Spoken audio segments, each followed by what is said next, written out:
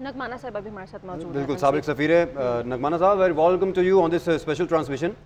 नगमाना साहब, आप किस तरह समझती हैं, जैसे हमने ये देखा कि ओवरऑल इस सारे सिनेरियो में 4-5 दिनों में जहां मिलिट्री फ्रंट पर भारत हमें नाकाम दिखाई दिया, यानी हर तरह से मेच्योरिटी, नॉन प्रोफेशनलिज्म का मुजाहरा किया गया और पाकिस्तान ने प्रोफेशनलिज्म भी रखा, जो जिनेवा कन्वेंशन है उसकी सारी शिकों को मद्देनजर रखा। लेकिन डिप्लोमेटिक फ्रंट की अगर हम बात करें इस सारे सिनेरियो से पहले और इसके बाद भी, पाकिस्तान ने वहां भी अपनी विक्ट्री शो की है, पाकिस्तान विक्टोरियस रहा है। डिप्लोमेटिक फ्रंट पर फेलियर जो है भारत का, उस पर आप क्या कहेंगी? बहुत शुक्रिया आपका। मैं काफ़ी दिनों से आपकी ट्रांसमिशन के साथ जुड़ी हुई हूँ, तो इसलिए मैं जो बातें कह चुकी हूँ वो तो नहीं दोहराऊंगी, but I totally would like to add my voice to Ejaz Chaudhry साहब के सारी कौम को मुबारक हो। और सब कौम, हमारी कौम ने एक दफ़ा फिर ये साबित कर दिया है कि irrespective of our internal differences हम बहुत यूनाइटेड हैं। और जब भी कोई हमारे पे मुश्किल वक्त आता है, खास तौर पे वीज़ा-वी इंडिया, तो हम हर चीज को बलाए ताक रख के बिल्कुल एक आहनी दीवार बन के खड़े हो जाते हैं। तो आई थिंक ये बहुत एक अच्छा रिजल्ट निकला है इस कॉन्फ्लिक्ट का। जहां तक इंडिया की खिफत का और उसको जो इतनी ज्यादा एम्बैरेसमेंट हुई है उसका ताल्लुक है, तो मेरे ख्याल से वो ना सिर्फ बैटलफील्ड पे उसको बहुत ज्यादा एम्बैरेसमेंट का सामना करना पड़ा है, चाहे वो एयर में हो, चाहे वो मिसाइल्स के थ्रू हो, चाहे स्ट्रेटजी जो हमने अपनाई और जो हमारा वॉर डॉक्ट्रिन है वो बिल्कुल खुल के सामने आ गया कि उनसे बहुत ज्यादा सुपीरियर और डिसिप्लिन्ड है और inside international rules and regulations वो ऑपरेट करता है। दूसरी बात जो मैं पहले भी कह चुकी हूँ और अभी एजाज साहब ने भी कही है कि इस वक्त न सिर्फ इंडिया परेशान है बल्कि वो सारी कुव्वतें जो जिनको अमेरिका लीड कर रहा था कि इसको हम चाइना के खिलाफ बुलवर्क बनाएंगे, वो भी बहुत परेशान हैं कि ये हमने क्या कर दिया है। क्योंकि it's not just the technology that matters, it's the people behind technology. और दिमाग का भी इस्तेमाल बहुत जरूरी होता है। और इस वक्त वो जरूर ये सोच रहे होंगे कि हमने जो इंडो पैसिफिक स्ट्रेटेजी बनाई है उसमें अब हम इसको आगे कैसे हैंडल करेंगे, बिकॉज चीन ने जो हमने उनकी टेक्नोलॉजी यूज की है और जो हमारी प्रोफेशनलिज्म है और जो हमने जहाज मिल के बनाए हैं, जिनकी को बनाने में हमारा नक्शे से लेके और राफेल को मार गिराने तक में हमारा बहुत बड़ा हाथ है, तो ये एक बहुत बड़ी फोर्स बन जाती है मिलके। तो इस वक्त आई थिंक अमेरिका वगैरह भी अपना सर खुजा रहे होंगे और सोच रहे होंगे कि हम अब आगे इंडिया के साथ किस तरह डील करें। ठीक है, ठीक है। जो हमारे लिए इम्पोर्टेंट चीज इस वक्त बहुत ज्यादा है वो ये है कि डिप्लोमेटिकली देखे, हमेशा इंडिया ने कहा कि ये कश्मीर हमारा बायलैटरल इशू है, हम पाकिस्तान इसको इंटरनेशनलाइज कर रहा है। और उन्होंने फिर जब कश्मीर का स्पेशल स्टेटस भी खत्म कर दिया और ये कहने लगे कि जी इस पे तो कोई आदमी हमसे बात ही ना करे क्योंकि ये तो इंडिया का हिस्सा है। तो इनकी इस भौंडी हरकत ने उस इशू को जो ऑलरेडी यूनाइटेड नेशंस की सिक्योरिटी काउंसिल पे था दोबारा एक नई जिंदगी बख्श दी है और हमारे नैरेटिव को बहुत ज्यादा उससे तकवीत मिली है। और इसी नैरेटिव के बाद कहा था कि ये इसी नैरेटिव के बाद जो है दुनिया ये मानने मजबूर हो चुकी है कि ये जो कश्मीर का मसला है ये बिल्कुल भी सियासी मसला नहीं है, ये एक फौजी मसला है और ये इसी तरीके से हल भी किया जा सकता है। क्या काजी साहब अभी हमारे साथ मौजूद हैं? कंफर्म कीजिएगा सैयद काजी साहब। अच्छा सलमान साहब, आप ये कहिएगा, अभी नगमाना जी भी इसी चीज़ का जिक्र कर रही थी कि अमेरिका का भारत को चीन के खिलाफ इस्तेमाल करने की ख्वाहिश और फिर भारत का बहुत सी चीज़ों पे अमेरिका पे इन्हसार। अभी जो सिचुएशन क्रिएट हुई और सारा मामला हुआ उसके बाद ये जो दोनों जानिब से एक्सपेक्टेशंस हैं एक दूसरे के लिए, क्या वो कम होती दिखाई देंगी हमें? क्या ये इन दोनों ममालिक के जो ताल्लुकात हैं वो एक नए दौर में दाखिल होते हुए हम देखेंगे, क्या इसी तरह मामला रहेगा? नहीं, देखें अभी ये कहना बहुत प्रीमेच्योर होगा कि अमेरिका भारत को अपना जो स्ट्रेटेजिक पार्टनर समझता है इस रीजन के अंदर उससे वो विड्रॉ करेगा या कोई मुतबादल ऑप्शन गौर करेगा। देखिए ये ज़रूर है कि अमेरिका को धचका पहुंचा है, जैसे नगमाना साहिबा ने कहा और अमेरिका की एक्सपेक्टेशन के बिल्कुल बरक्स हुआ जो भारत से वो तवक्को कर रहे थे।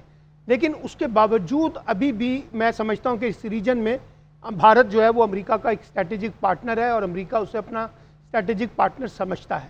और ख़ास तौर पे अब देखना सिर्फ ये होगा कि अगर सदर ट्रंप, ये जो अभी कश्मीर के बारे में बात हो रही है और एजाज साहब ने भी कहा और नगमाना साहिबा ने भी कहा कि अगर वो उस एजेंडे को बुनियाद बनाते हैं और जोर देते हैं तो उस पर भारत का रद्द-ए-अमल क्या होगा।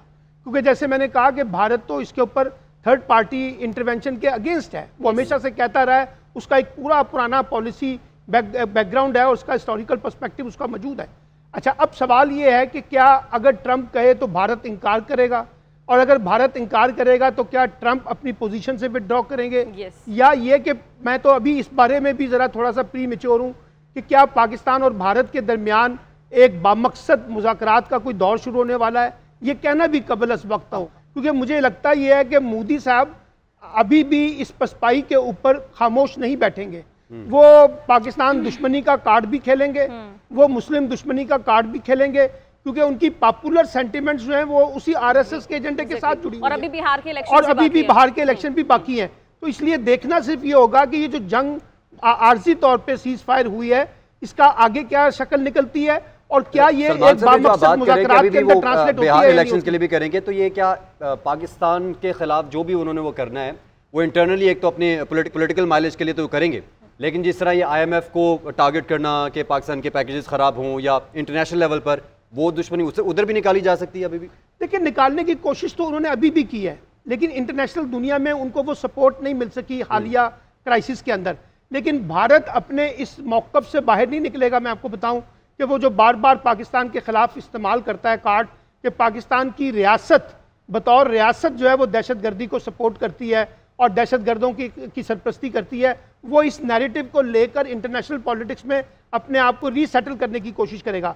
इसीलिए एजाज साहब ने कहा कि पाकिस्तान को अभी भी जिसे कहते हैं खबरदार रहना चाहिए हिंदुस्तानी अज़ाइम से। वो कोई ख़त्म नहीं हो गए हैं, कल से कोई दोस्ती नहीं हो जाएगी, कल से कोई ताल्लुकात बेहतर नहीं हो जाएंगे, कल से कोई अमन की आशा नहीं होगी।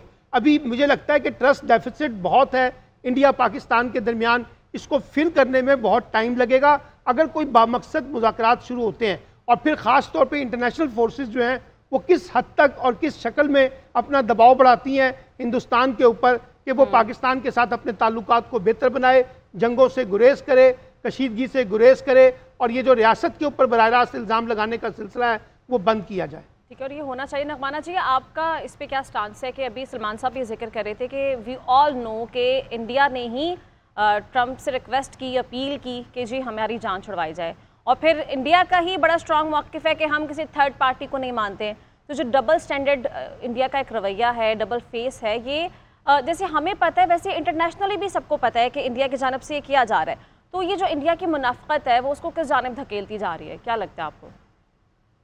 देखिए, I totally agree with my colleagues कि ये कोई जादू की छड़ी तो है नहीं कि आज ट्रंप साहब ने कहा है कि जी ये मुज़ाकरात करें और थर्ड न्यूट्रल एक जगह पे करें और कॉम्प्रिहेंसिवली सारी चीज़ें डिस्कस करके और इस मसले को हल करें। तो कह तो दिया है, लेकिन इसको होने में थोड़ा सा टाइम लगेगा। ये चीज़ें एकदम यकायक नहीं होती। द फैक्ट के मोदी साहब ने जिस किस्म का हमने उनको काउंटर अटैक किया, वो सीज फायर करने पे तैयार हो गए, ये भी बहुत बड़ी उनके लिए एक बैकफुट पे जाने की बात है। और जाहिर सी बात है कि जिस तरीके से उनको बिल्कुल इंटरनेशनल कम्युनिटी से कोई सपोर्ट नहीं मिली, तो उन्हें फेस सेविंग के लिए कुछ तो करना पड़ेगा। लेकिन अगर एक दफ़ा ये बातचीत शुरू हो जाए तो मेरा अपना, आई बी टोटली रॉन्ग, बट मेरा अपना ख्याल है कि बात at the end of the day तो न्यूक्लियर वॉर भी कर लें तो आपको टेबल पे तो बैठना ही पड़ेगा। द नेगोशिएशंस एक दफ़ा स्टार्ट हो जाए तो नेगोशिएशंस के भी तो देखें ना, बहुत सारे लेवल्स होते हैं और उसमें अभी बहुत सारी चीज़ें तो डिसाइड होनी है कि TORs क्या होंगे, किन इश्यूज पे कॉम्प्रिहेंसिव डिस्कशन होगी। हम तो चाहेंगे कि हम पूरे गैम्बिट ऑफ इश्यूज जो है हमारे इंडिया के साथ, उन सब पे बहस करें और ख़ास तौर पे कश्मीर का इशू जो कोर इशू है उस पे भी डिस्कशन हो, जिसको अब इंडिया बिल्कुल आपको पता है कि हठधर्मी से इनकार करता है। तो एक दफा नेगोशिएशंस शुरू हो जाए तो देखें ये तो सालों भी चलती हैं, लेकिन जब नेगोशिएशंस हो रही होती हैं तो एटलीस्ट इस तरह की जैसे हमने पिछले दिनों में देखा, वॉर का जो खतरा है वो जरा थोड़ा सा डाइल्यूट हो जाता है। तो कम से कम और कुछ नहीं तो हमारा जो नैरेटिव था कि जी आप टेबल पे आए, आप बात करें, आज पूरा इंटरनेशनल कम्युनिटी जो है वो उसको सपोर्ट कर रही है। जब से मोदी साहब आए हैं उन्होंने तो देखें बिल्कुल ही ब्लॉक किया हुआ है ना, सार्क को भी ब्लॉक कर दिया उन्होंने। वो कहते हैं कि जी हमें तो जरूरत ही नहीं, हमारे तो कैलकुलेशन में पाकिस्तान कोई चीज ही नहीं है, हम उनसे क्यों बात करें। हमने फाइनली तंग आके कहा कि ठीक है, अगर हम कह कह के थक गए, अब हम भी नहीं कहेंगे कि बातचीत करो। तो देखिए आज हमारी उस नैरेटिव की भी बहुत आई थिंक फतह हुई है कि इंडिया ने खुद चल के इंटरनेशनल कम्युनिटी को कहा है कि जी आप आए और नेगोशिएट करें। I could be wrong, but मेरी तो इंफॉर्मेशन ये भी थी कि सबसे पहले वो ईरान के पास गए हैं, इसीलिए वो ईरानी वजीर खारजा का दौरा भी हुआ लेकिन उस वक्त हालात ऐसे थे कि वो शायद इतनी ज्यादा शर्मिंदगी जिसका आप जिक्र कर रही हैं, ये सिर्फ पाकिस्तानी नहीं कह रहे इंटरनेशनली, बल्कि जो भारतीय मीडिया था जो उंजिला कुछ इस पूरे सूरत हाल से जब तक पाकिस्तानी रिस्पांस नहीं किया था उससे पहले जो शोर मचा रहा था, उसके बाद बिल्कुल ऐसी हवा निकली हुई थी। और वो लोग ये कह रहे थे, एक होस्ट को मैंने कहते सुना कि जब आप हमारी एयर बेसिस को प्रोटेक्ट नहीं कर पा रहे तो आवाम को कैसे प्रोटेक्ट करेंगे।